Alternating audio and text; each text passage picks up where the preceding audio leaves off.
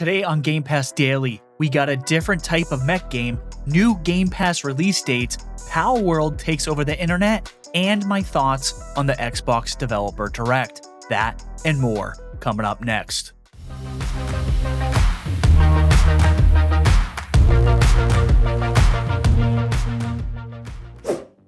Before we dive into the latest Xbox and Game Pass news, if you enjoy the content, please make sure to like and subscribe. Now, let's talk games. Explore and conquer 4 distinct worlds filled with a dizzying array of rampaging robots, massive bosses, and tools and obstacles straight out of a pinball table. Go Mecha Ball is available tomorrow, January 25th, on Game Pass for Xbox, PC, and cloud. Go Mecha Ball is an acrobatic action roguelite where you shoot, roll, and boost your way through a futuristic wonderland in pursuit of an ever more glitched out rogue AI. Augment your ball mechs using a huge arsenal of weapons, abilities, and upgrades to shut the glitch portals. I'm getting some major Marble Madness vibes from this game, and I played a crap ton of that one. We got some new announcements in regards to release dates for some Game Pass titles. Stalker 2, the grim post-apocalyptic shooter that many have been waiting for, is set to release on September 5th of this year. Speaking about the end of the world, another game that's highly requested by Steam users is coming to PC Game Pass. We got a new gameplay trailer for Frostpunk 2, and the developer 11-Bit Studios said the following on their website, and I quote, Frostpunk 2 will launch on PC in the first half of 2024 and will be available day one with PC Game Pass and later with Xbox Game Pass upon release on the Xbox Series X/S. They also said further Game Pass additions from 11-Bit Studios' portfolio are set to be unveiled at a later date. So it seems like 11-Bit Studios will have an ongoing relationship with Xbox and bring more titles to Game Pass in the future. This is all good news. The internet sensation Palworld is taking over my Twitter timeline with people that are loving the game, as well as the usual suspects that can't stand other people having a good time.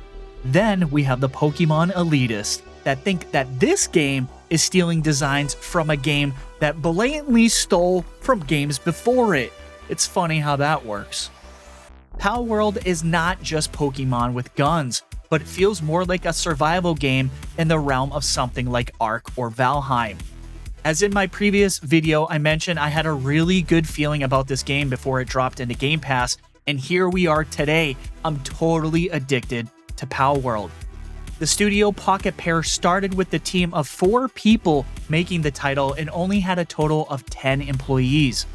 This game was supposed to be done in 1 year as a test for the market, but the game was a mess, so they decided to lift the cap off the budget and go on a hiring spree. They added 40 more devs to the team and worked on the game for another 3 years. It became a huge deal for this small studio, and the budget reached up to $6.75 million, which to many might sound like nothing. But to small studios, this could have been a make it or break it moment for Pocket Pair. Luckily, so far, the gamble has paid off, with the game becoming the second most played game for concurrent players on Steam and selling a whopping 7 million units in 5 days. This is truly a Cinderella story and one that I'll be watching as a fan. It's fun to watch small studios like Pocket Pair have a rags to riches moment, and I wish them continued success. Palworld is of course available right now on Game Pass. The Xbox Developer Direct has come and gone, and I have to admit, I did love it.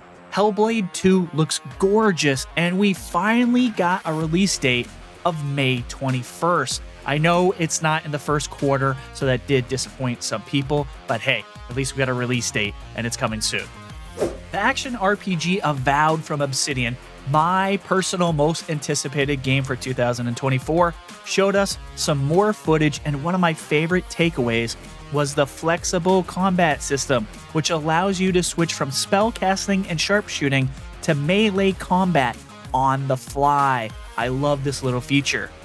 Next up, we had Square Enix make an unexpected appearance with the 5th game for the show, Visions of Mana. Coming to Xbox for the first time ever for the series, I think the combat looked great with a nice mix of magic and swordplay. It's still unknown if this title will come to Game Pass.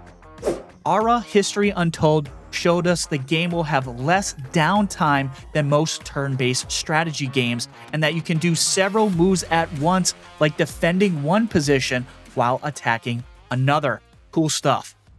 And finally, we saw Indiana Jones and the Great Circle from Machine Games. The gameplay and cinematics both looked great. I love how the whip can be used as a weapon or even as a distraction tactic.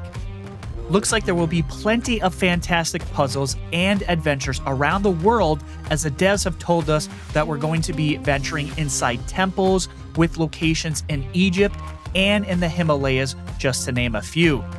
I'm really looking forward to the indie game, especially after watching all the films recently. Machine Games did let us know that the game will be in first person, which is what they do best. I know a lot of people were disappointed that it's not going to be in third person, but they did let us know that during cinematic sequences, we will see Indy and the camera will pull out to reveal him during traversal gameplay, like when he's climbing up a building. Whether you agree with them going first person or not, I still think this game looks really good, and it is coming in 2024. Before we head out, I should probably let you know which games are leaving Game Pass. Leaving the service on January 31st, we have Hitman World of Assassination, which is on Xbox, PC, and cloud. And last up is F1 2021, which is on cloud and Xbox. Thank you all for watching this video. Make sure to subscribe to Game Pass Daily on YouTube, follow us on Twitter, and join our Discord gaming community.